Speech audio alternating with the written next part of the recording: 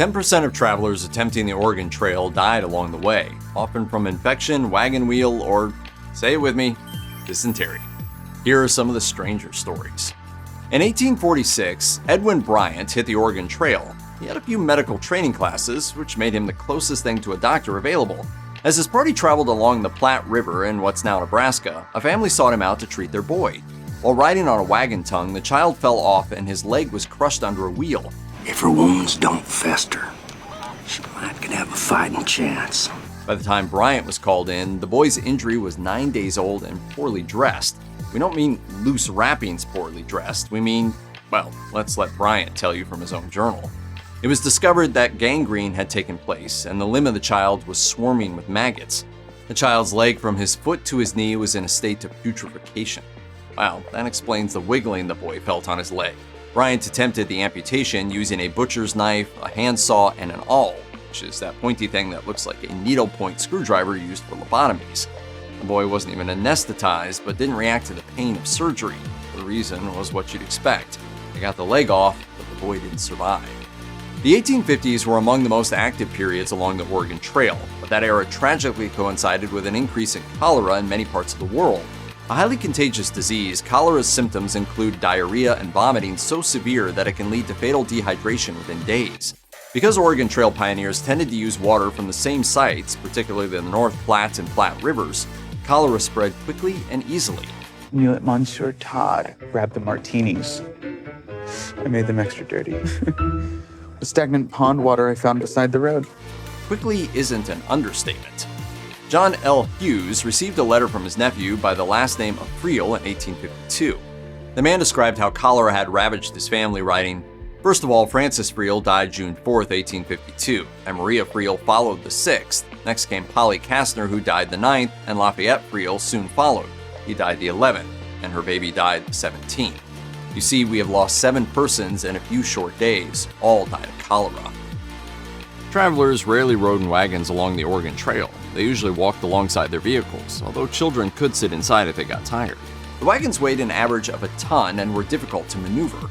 Nearly 500,000 pioneers traveled west, carving ruts so deep they're still visible almost 200 years later.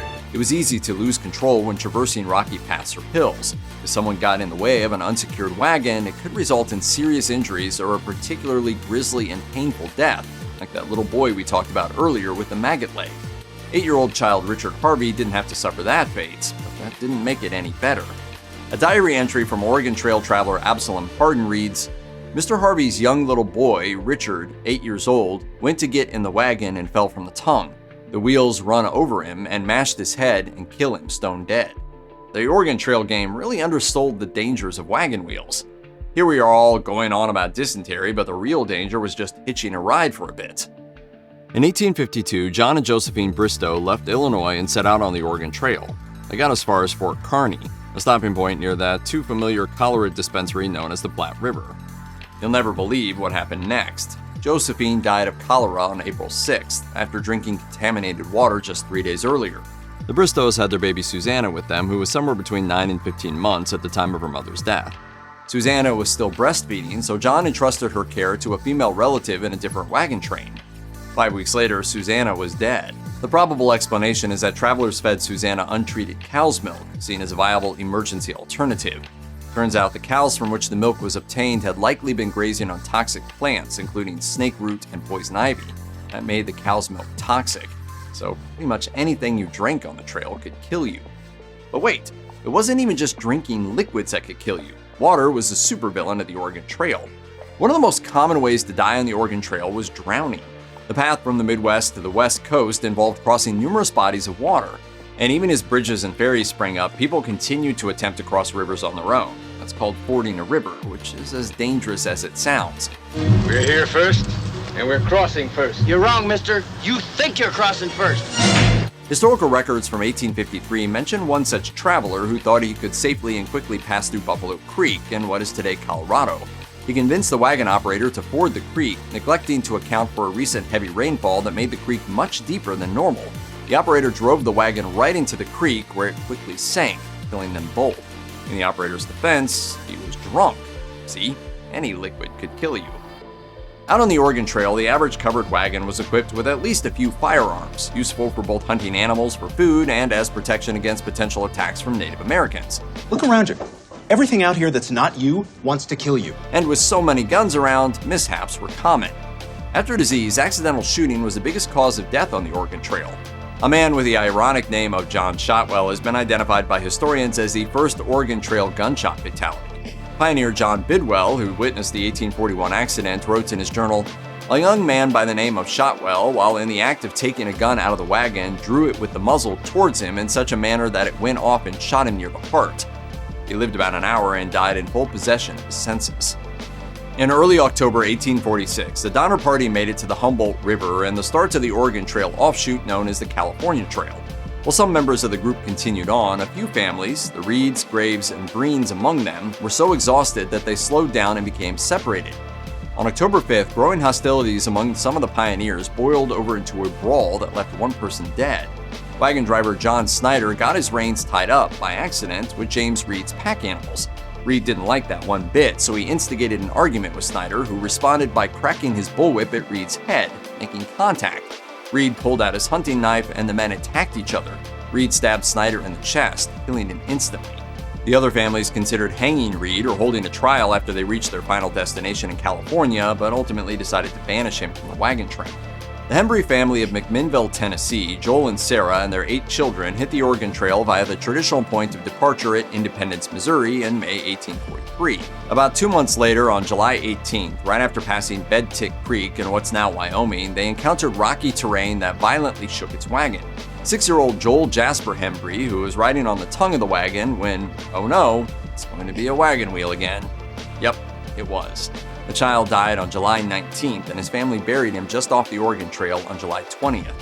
Hembry's grave and gravestone, made by carving the child's last name and year of death into a literal stone, were uncovered in 1961. Due to an encroaching reservoir, Hembry's body was exhumed. He was initially buried in a dresser drawer, which would have been common at the time to just use whatever you had at your disposal. The child's remains were reinterred on private land less than a mile away. Hembry's grave is the oldest ever found along the Oregon Trail. When the Oregon Trail began to be used in the decade of the 1840s, deadly altercations with Native American groups were rare, with only about 50 deaths attributed to such skirmishes. 50 is nothing to scoff at, but dysentery and wagon wheels were a bigger threat than traversing through tribal lands. But by 1860, large numbers of immigrants were making their way west to acquire lands already legally owned by tribes, and those groups decided to fight back. Some of the violence was shocking.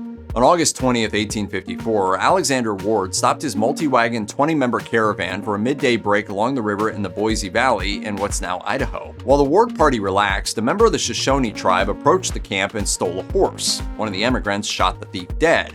Not long after, more Shoshone, along with some members of the Snake group, retaliated, attacking the Ward party. Many were fatally shot with arrows. Some children were captured and burned to death over fires, while the women were sexually assaulted before they were killed. Of the 20 people in the group, 18 died that afternoon. The 2 survivors, Ward's teenage sons William and Newton, pretended to be dead from arrows shot into vital organs, then crawled 20 miles to safety at the nearest government outpost, Fort Boise. By the time the Utter-Van Ornum party reached Castle Creek, near what is now the Oregon-Idaho border in September 1860, it included 44 people. But on September 9, 1860, the wagon train was attacked by a group of Shoshone who attempted to set loose the travelers' livestock.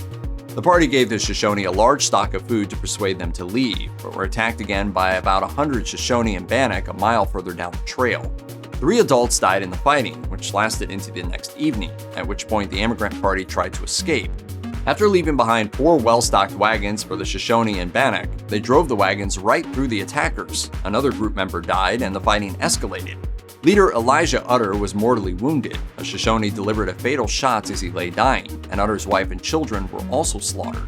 The 27 remaining members of the group, not counting a few who got separated, managed to get a few miles down the trail before the wagon pulling oxen collapsed from exhaustion, forcing them to flee with almost no possessions or supplies.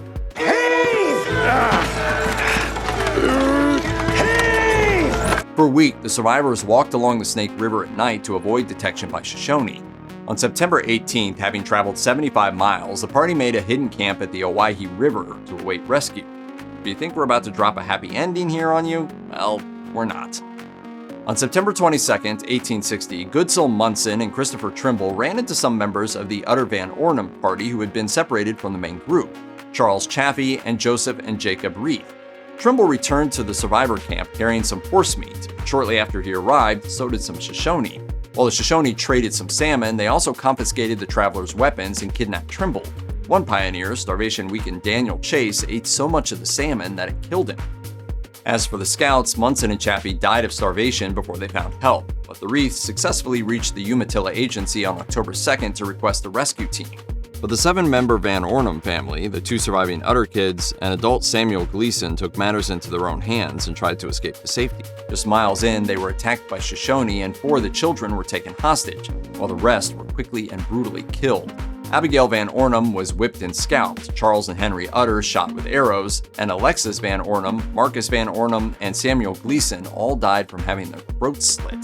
Things weren't better back at the camp. Could easily say it was much worse. 4 children died of starvation during October 1860. The surviving adults, desperate and at risk of starvation themselves, ate the bodies. Finally, on October 24th, an Army relief group found the survivors, but only 10 people remained alive. Of the Van Ornum children taken prisoner by Shoshone, Reuben Van Ornum was rescued by the California Army in 1862, so he was kept captive by the Shoshone for 2 years. His 3 sisters died of starvation in captivity. We'd love to tell you that Reuben Van Ornum lived happily ever after, but a separate report claims that the rescued boy was not Reuben after all, and he was long dead, probably suffering the same fate as his sisters.